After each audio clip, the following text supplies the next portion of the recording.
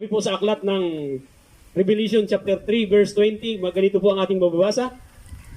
Narito ako sa labas ng pintuan ninyo at kumakatok. Kung may makarinig sa akin at buksan ang pinto, papasok ako at magsasalo kaming kakain. So, ito po ay napakagandang mensahe na kung saan ang Panginoon ay parating tumutuktok sa puso natin, sa mga buhay natin. Kapag pinagbigyan natin, katulad ng ginagawa natin ngayon, sabi ng Panginoon, makakasalo niyo ako. Halaga po na malaman natin kung paano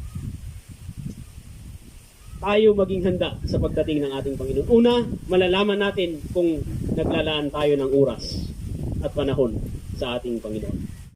So, una po, malalaman natin kung naglalaan tayo ng oras at panahon para sa ating Panginoon. Pangalawa, paano natin malalaman na handa tayo sa pagbabalik ng ating Panginoon kapag patuloy nating pinag-aaralan ng kanyang mga salita? O kaya nga, pag mayroong cellphone, natutuwa ako. Kapag ang isang tao may cellphone, dapat talaga mayroong Biblia yung cellphone. Ganun na ka-high-tech ang ating panahon. So hindi dapat tayo nahuli. Kung tayo'y totoong Kristiyano, hindi dapat tayo nahuli na yung mga cellphone natin, hindi ilaro yung nakalagay. Pwede yung laro para sa Panginoon kasi mayroon namang Bible quiz, Bible ganito.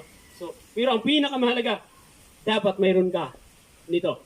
Mayroon kang salita ng Diyos na kasama sa buhay mo. Kaya po ang pangalawa, malalaman natin na handa tayo sa pagbabalik ng ating Panginoon kapag patuloy nating pinag-aaralan ng kanyang mga salita.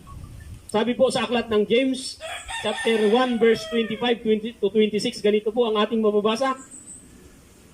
Ngunit ang taong nagsasaliksik at tumutupad sa kasulatang ganap na nagpapalaya at hindi tagapakinig lang, na nakalimot agad ay ang taong pagpapalain ng Diyos.